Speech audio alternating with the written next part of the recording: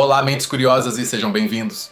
Se hoje usamos palavras como lógica, energia, ética ou política, é em grande parte graças a um só homem. Ele não foi apenas o aluno mais brilhante de Platão, nem apenas o tutor do maior conquistador da história, Alexandre o Grande. Ele foi, como Dante o chamou, o mestre dos que sabem. Falamos de Aristóteles de Estagira. Mas por que dedicar tempo a ele hoje, mais de 2 milênios depois? Porque Aristóteles não nos ofereceu respostas místicas, mas sim um sistema. Um método para entender absolutamente tudo, desde a queda de uma folha até a natureza da felicidade humana e a própria estrutura do cosmos. Sua pergunta fundamental não era o que há além, mas como funciona o que está aqui. Nesta jornada, vamos desconstruir este titã. Exploraremos 3 pilares do seu pensamento. Primeiro, sua caixa de ferramentas, a lógica, o sistema que ele inventou para raciocinar corretamente. Segundo, sua visão da realidade, a metafísica, que nos levará ao seu conceito mais estranho e fascinante, o primeiro motor imóvel. E terceiro, seu guia para a vida, a ética, sua busca pela eudaimonia ou o florescimento humano. Antes de começarmos, um breve comentário. Para dar vida a esta narrativa, usei ferramentas de inteligência artificial para gerar as imagens que vocês veem. Pensem nelas como uma tela, uma forma de ilustrar as ideias e o ambiente do que contamos. Não serão sempre uma representação literal, mas um acompanhamento visual para que vocês viajem na imaginação comigo. Espero de coração que gostem. Para entender Aristóteles, primeiro é preciso entender seu mestre, Platão.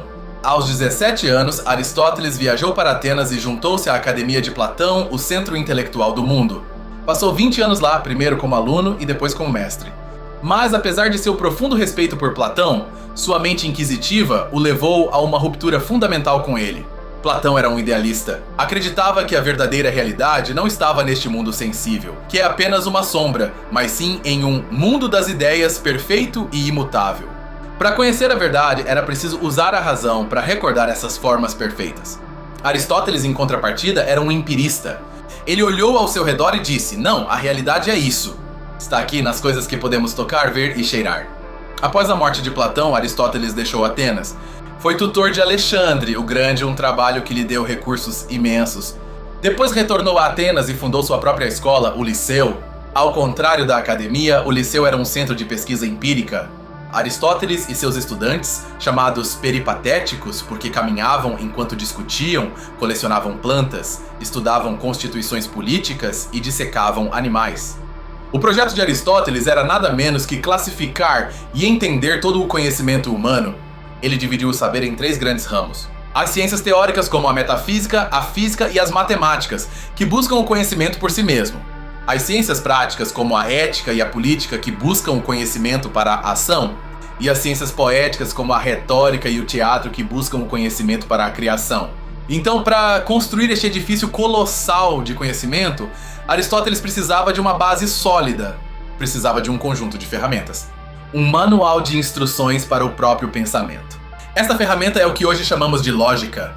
Ele a chamou de analítica e seus escritos sobre ela foram compilados em uma obra chamada Organon, que literalmente significa a ferramenta. Para Aristóteles, a lógica não é uma ciência em si mesma, mas o propedêutico, o estudo preparatório para todas as demais ciências. É a arte da inferência válida. Não nos diz o que pensar, mas sim como pensar corretamente. Ocupa-se da estrutura de nossos argumentos, garantindo que se partirmos de premissas verdadeiras, nossa conclusão será necessariamente verdadeira. A peça central de sua lógica é o silogismo. É uma estrutura de argumento simples, mas incrivelmente poderosa, que consiste em 2 premissas e uma conclusão. O exemplo clássico que todos conhecemos: premissa 1, todos os homens são mortais. Premissa 2, Sócrates é um homem. Conclusão: portanto, Sócrates é mortal. A conclusão segue-se inevitavelmente das premissas. Isso pode parecer óbvio, mas foi revolucionário. Aristóteles foi o primeiro a formalizá-lo. Analisou todas as formas possíveis de silogismos, identificando quais eram válidos e quais eram falácias. Nos deu um método para verificar se um argumento faz sentido ou se alguém está nos enganando com uma retórica vazia. É o código-fonte do pensamento crítico ocidental. O poder do silogismo é que ele separa a forma de um argumento de seu conteúdo. Você pode ter um silogismo perfeitamente válido, logicamente, mas que seja falso porque suas premissas são falsas. Por exemplo, todos os gatos são verdes. Michi é um gato. Portanto, Michi é verde. O argumento é logicamente válido, mas a conclusão é falsa porque a primeira premissa é falsa. Por outro lado, você pode ter um argumento inválido com premissas verdadeiras. Todos os cães são mamíferos. Todos os gatos são mamíferos. Portanto, todos os gatos são cães. Ambas as premissas são verdadeiras, mas a estrutura é incorreta, a conclusão não se segue. Aristóteles nos ensinou a caçar estas falácias, estes erros na forma do raciocínio. Mas antes de podermos fazer silogismos, precisamos saber do que estamos falando. Aristóteles também abordou isso com sua teoria das categorias. Ele se perguntou: quais são os tipos mais fundamentais de coisas que podemos dizer sobre algo? Quais são os blocos de construção básicos da linguagem e da realidade? Ele identificou 10 categorias. A mais importante é a substância, ousia, que é a coisa em si mesma. Por exemplo, este cavalo ou este homem. É aquilo que não é dito de outra coisa, mas do qual outras coisas são ditas. É o sujeito fundamental. Sem substância, não podemos predicar nada, não podemos dizer nada. As outras 9 categorias são acidentes, propriedades que podem ou não pertencer a uma substância. Estas incluem quantidade, como 2 metros de altura, qualidade, como branco ou valente, relação, como maior que, lugar, tempo, posição, estado, ação e paixão. Estas categorias são a gramática fundamental da realidade. Assim como as categorias, Aristóteles nos deu os tijolos, as palavras e os conceitos básicos. Com o silogismo, nos deu a argamassa, o método para combinar esses tijolos e construir argumentos sólidos. Esta ferramenta, o organon, permitiu-lhe passar de simplesmente pensar a construir um sistema completo do universo. E isso nos leva à sua primeira filosofia, a metafísica. A palavra metafísica, na verdade, vem de como suas obras foram organizadas. Seus escritos sobre a primeira filosofia vieram depois da física, metatafísica. Mas o nome encaixa perfeitamente. É o estudo do ser enquanto ser. Não estuda este ou aquele objeto, mas a natureza fundamental da própria existência. Pergunta: o que é ser? O que é real? Aqui é onde Aristóteles realmente se separa de Platão. Para Aristóteles, cada objeto individual neste mundo, cada substância, é uma unidade composta de 2 princípios inseparáveis. Não podemos ter um sem o outro. Estes 2 princípios são a matéria, Heil, e a forma, Morph. Isso se chama hilemorfismo. Pensemos em uma estátua de bronze de Atena. A matéria é o bronze. É o de que é feita. O bronze em si mesmo não é uma estátua, é apenas potencialidade.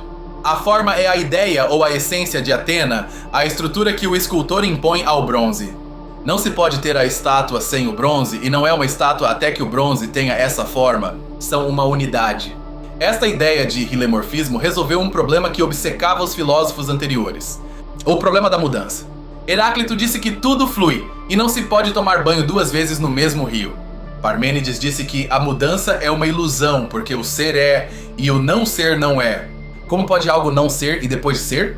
Aristóteles resolve com seu hilemorfismo. A mudança não é um salto do nada ao ser. É a matéria, que já é, em potência, que perde uma forma e adquire uma nova. Quando uma maçã verde, matéria, maçã, forma verde, amadurece, ela se torna uma maçã vermelha. Matéria, maçã, forma vermelha. A matéria, a maçã, persiste. Não houve criação do nada. É crucial entender isso. A forma de Aristóteles não é a forma de Platão. A forma platônica existe em um mundo separado, celestial. A forma aristotélica só existe na matéria. Não há uma cavalidade flutuando no céu. Há a forma de cavalo que existe inseparavelmente neste cavalo particular e naquele outro. Esta ideia tem implicações profundas. Para Aristóteles, a alma, psique, é simplesmente a forma de um corpo vivo. Assim como a forma de um machado é sua capacidade de cortar, a forma de um ser humano é sua capacidade de viver, sentir e fundamentalmente raciocinar. A alma não é um fantasma na máquina. É a organização funcional do corpo. Corpo e alma são uma única substância. Bem, temos matéria e forma. Mas como explicamos a mudança?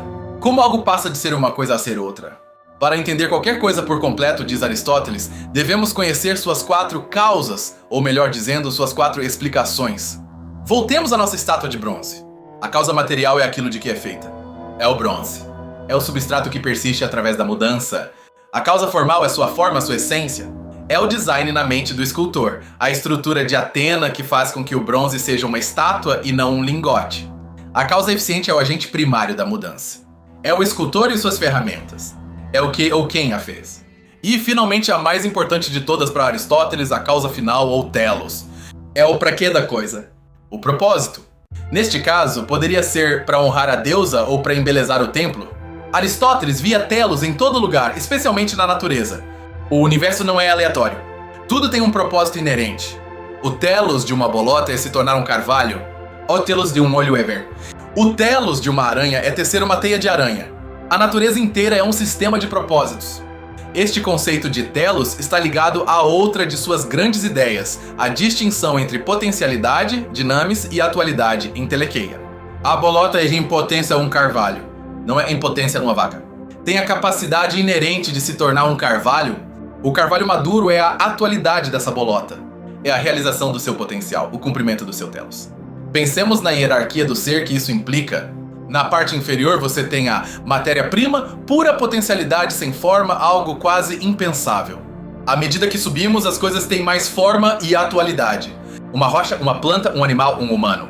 No topo absoluto, deve haver algo que seja forma pura, sem nada de matéria, sem nada de potencialidade. Assim, para Aristóteles, toda mudança no universo é simplesmente o processo de algo potencial tornando-se atual. O movimento é a atualização de uma potencialidade. Um pedaço de madeira que é em potência quente torna-se em ato quente quando o fogo, uma causa eficiente, age sobre ele. É um sistema elegante e completo para descrever o mundo. Agora preparem-se, porque aqui é onde a lógica de Aristóteles o leva à sua conclusão mais alucinante. Vemos movimento por toda parte. Esta bola se move porque eu a chutei. Eu me movi porque meu músculo se contraiu. Meu músculo se contraiu porque meu cérebro enviou um sinal. Cada movimento é causado por outro movimento? Mas, pergunta Aristóteles, pode esta cadeia de o que move retroceder até o infinito? Ele diz não. Uma regressão infinita de causas é logicamente impossível. Se todo movimento é a atualização de um potencial por algo que já está em ato, deve haver algo no início da cadeia. Algo que mova sem ser movido. Este algo é o proton kinum akiniton, o primeiro motor imóvel. É a causa primeira de todo o movimento no universo. Tem que ser eterno, porque se alguma vez começou, algo mais deve tê-lo movido. E tem que ser imutável, porque mudar é passar da potência ao ato, e este ser não pode ter potencial. Deve ser pura atualidade. Pura entelecheia. Esta cosmologia dominou o pensamento ocidental durante quase 2000 anos. É importante entender que, para Aristóteles, isso não era poesia. Era ciência. Era uma dedução lógica rigorosa baseada na observação, tudo se move, e no princípio de não contradição, não pode haver uma regressão infinita. O primeiro motor não era uma opção, era uma necessidade. E embora a física tenha mudado, a pergunta metafísica persiste. Por que há algo em vez de nada?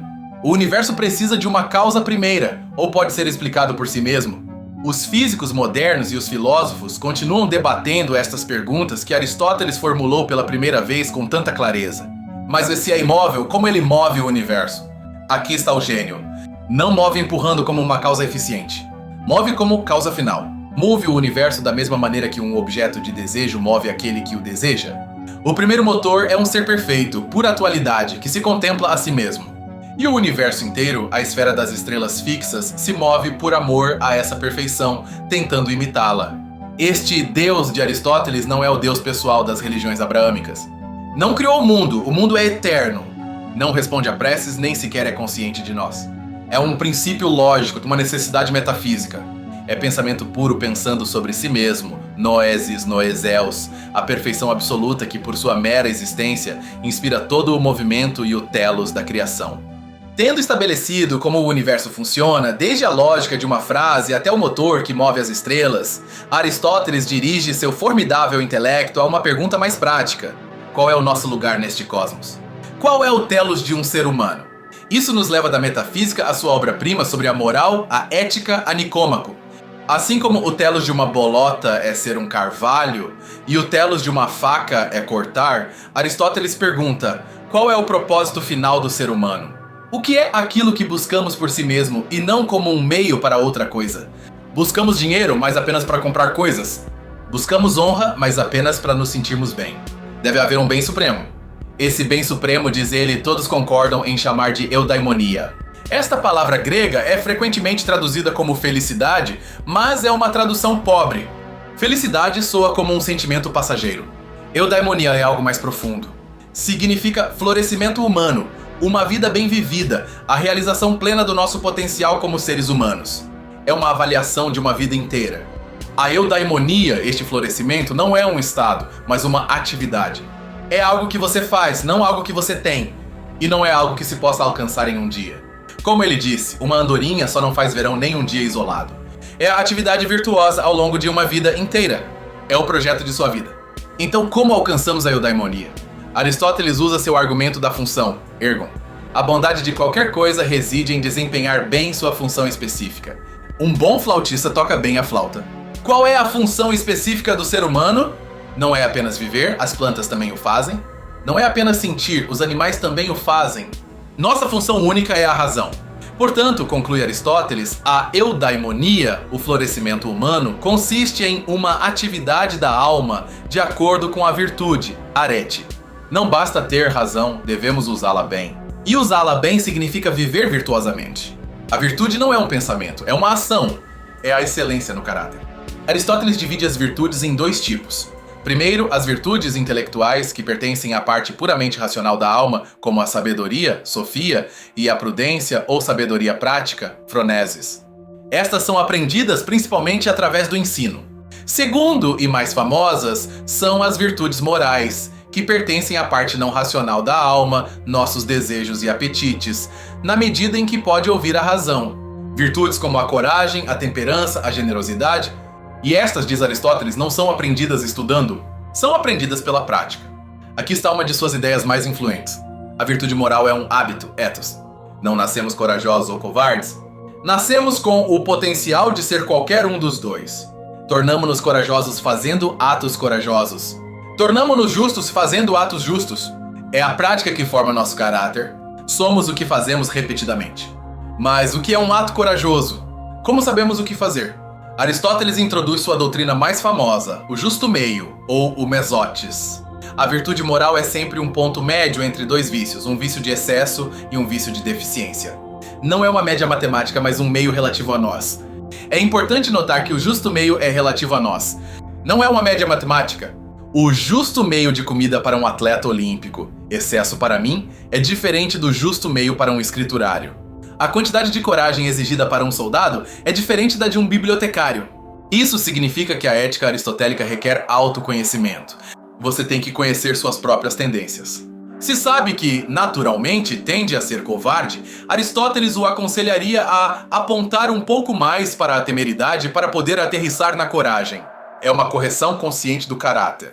Consideremos o medo. Uma pessoa que foge de tudo e não enfrenta nenhum perigo é um covarde, deficiência. Uma pessoa que se lança a qualquer perigo sem pensar, que não teme a nada, é um temerário, excesso. A virtude, a coragem, é o justo meio. É sentir medo na quantidade certa, pelas razões certas, no momento certo e agir apesar disso. Consideremos dar dinheiro. Alguém que não dá nada e assambarca tudo é avarento, deficiência. Alguém que doa tudo indiscriminadamente e se arruína é um pródigo, excesso. A virtude, a generosidade, é o justo meio. É dar a quantidade adequada das pessoas adequadas pelo motivo adequado. A eudaimonia também requer bens externos.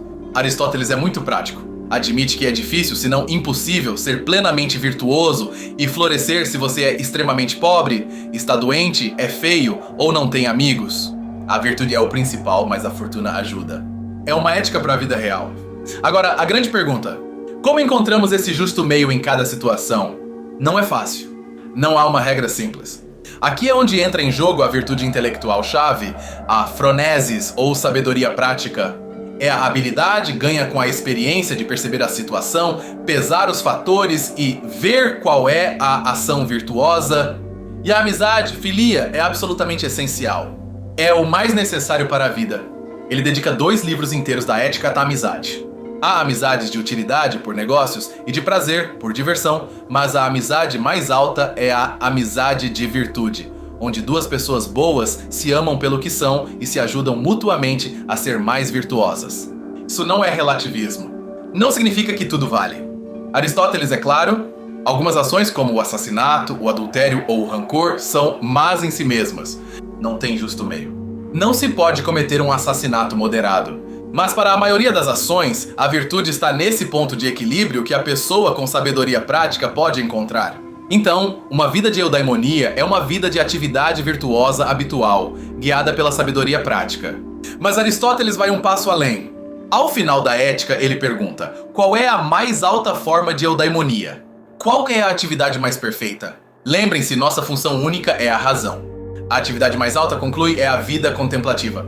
A vida dedicada à teoria, à busca do conhecimento pelo conhecimento em si.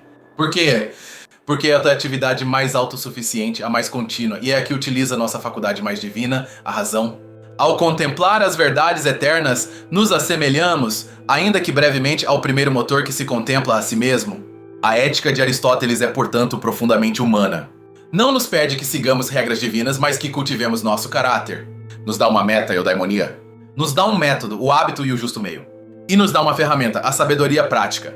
É uma ética da autorrealização. Mas Aristóteles é realista. Sabe que não podemos nos tornar virtuosos sozinhos. Um indivíduo isolado, diz ele, é uma besta ou um deus. Mas não somos nenhum nem outro. Somos zoompolitikon. Um animal político, ou mais precisamente, um animal social que vive em uma polis.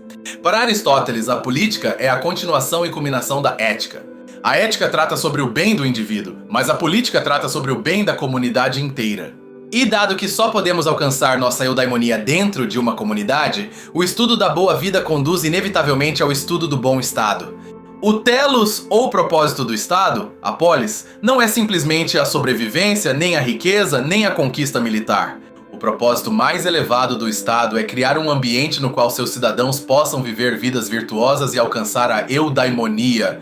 A boa política é a arquitetura da virtude.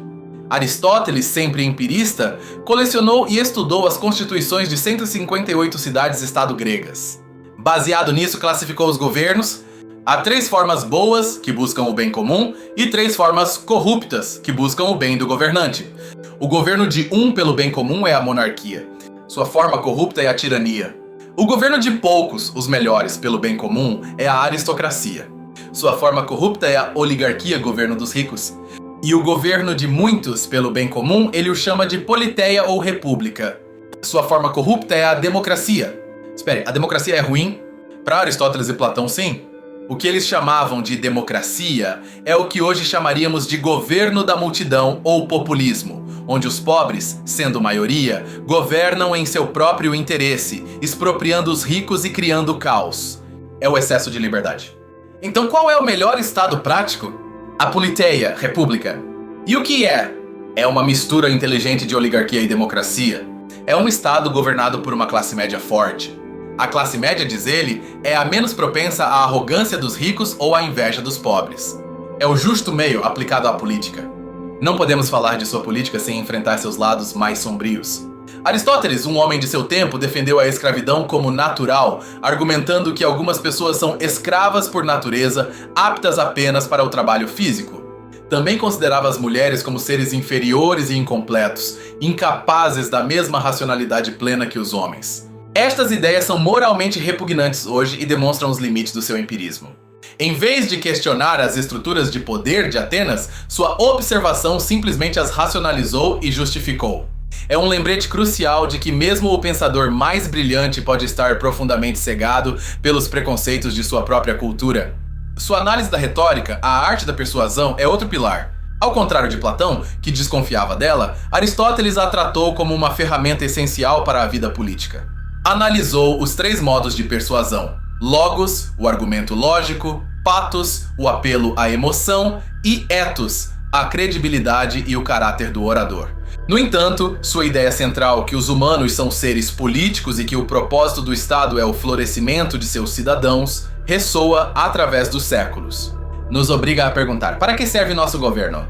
É apenas para a economia e segurança ou é para algo maior? É para nos ajudar a viver bem? O alcance de Aristóteles era assombroso. Não foi apenas um filósofo. Foi, sem dúvida, o primeiro grande biólogo. Passou anos na ilha de Lesbos, estudando a vida marinha. Dissecou animais, observou o desenvolvimento dos embriões de galinha e classificou mais de 500 espécies de animais em sua História dos Animais. Sua biologia estava guiada pelo seu telos. Buscava o propósito de cada órgão. Para que servem as brânquias? Para que serve o pulmão? Ele criou uma escala naturae, uma escada da natureza, desde os minerais inanimados, passando pelas plantas, que têm alma nutritiva, os animais, alma sensitiva, até o homem, alma racional. Ele até analisou a arte. Em sua poética, desafiou seu mestre Platão, que havia desterrado os poetas de sua república ideal por serem meros imitadores de sombras. Aristóteles concordou que a arte é mimese, ou imitação, mas argumentou que esta imitação é algo bom e natural para os humanos.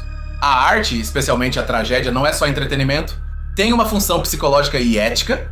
Ao ver um herói trágico cometer um erro e cair, o público experimenta compaixão e temor. O resultado é a catarse, uma purga ou clarificação dessas emoções que nos deixa emocionalmente mais saudáveis e eticamente mais conscientes. Paremos um momento para admirar o edifício. Temos uma lógica para estruturar o pensamento. Uma metafísica que descreve a realidade desde a matéria e a forma até um primeiro motor. Uma biologia que classifica a vida. Uma ética que nos guia ao florescimento. Uma política que desenha a sociedade. E uma poética que explica a arte. É um sistema total. Após sua morte e após a queda de Roma, muitas de suas obras se perderam no Ocidente, mas não no mundo islâmico. Estudiosos como Avicena e especialmente Averroes, na Espanha muçulmana, redescobriram, traduziram e comentaram extensamente Aristóteles. Para eles, ele era simplesmente o filósofo. Foram essas traduções árabes que retornaram à Europa na Idade Média. E lá, um teólogo cristão chamado Tomás de Aquino realizou uma das maiores sínteses intelectuais da história. Fundiu a filosofia de Aristóteles com a teologia cristã, usando a lógica e a metafísica aristotélica para construir argumentos em favor da fé. Ironicamente, foi o sucesso de Aristóteles que levou à sua queda. Seu sistema, especialmente sua física e cosmologia, se tornou um dogma tão rígido na igreja e nas universidades que bloqueou o progresso. A revolução científica de Copérnico, Galileu e Newton teve que romper com o universo aristotélico para poder nascer. Mas embora sua física tenha sido superada, sua ética vive um renascimento. Em um mundo que às vezes parece dividido entre regras rígidas, deontologia ou um cálculo frio de consequências, utilitarismo, a ética da virtude de Aristóteles oferece uma terceira via. Nos pergunta não que regra sigo, ou que dá o melhor resultado, mas que tipo de pessoa quero ser? Sua lógica, embora expandida pela lógica moderna, continua sendo a base do pensamento crítico. Cada vez que você identifica uma falácia em um debate político, cada vez que você constrói um argumento passo a passo, está caminhando sobre o terreno que Aristóteles mapeou pela primeira vez. Ele nos ensinou a não ser escravos da retórica. E sua ideia do telos, embora a ciência moderna já não busque propósitos na física, continua sendo uma pergunta humana fundamental. Temos um propósito? Qual é o telos da nossa vida? A busca da eudaimonia, do florescimento, de viver uma vida com sentido, é tão relevante em nosso mundo acelerado e digital quanto foi na antiga Atenas. Aristóteles foi, em essência, o arquiteto da racionalidade ocidental. Nos deu as ferramentas para pensar, lógica, um mapa da realidade, metafísica, e um manual de instruções para viver nela, ética e política. Seu impulso não era místico, era taxonômico. Ele queria entender, classificar e explicar. Ele cometeu erros terríveis, sim. Sua ciência estava limitada pelo seu tempo e seus preconceitos culturais cegaram sua ética social. Mas seu método, seu rigor implacável, sua crença de que o mundo é inteligível e que a razão é nosso guia mais alto para entendê-lo e para viver bem, é um legado que não podemos ignorar. Como disse o filósofo Alfred North Whitehead, a filosofia ocidental é uma série de notas de rodapé de Platão. Se isso é verdade, Aristóteles escreveu a enciclopédia que explica essas notas, o homem que nos ensinou a ler o mundo que temos à nossa frente. Muito obrigado por me acompanhar nesta jornada intelectual tão densa. Espero que tenha sido fascinante e, acima de tudo, útil para vocês. Aristóteles é um desafio, mas um que nos recompensa com clareza. Se você gostou desta análise, por favor, considere se inscrever e ativar as notificações para não perder futuras análises no coração das ideias que nos formaram. Continue pensando. E eu adoraria saber a sua opinião nos comentários. Qual ideia de Aristóteles mais te impactou? O justo meio, o primeiro motor ou a ideia de eudaimonia? O debate continua. Nos vemos no próximo vídeo.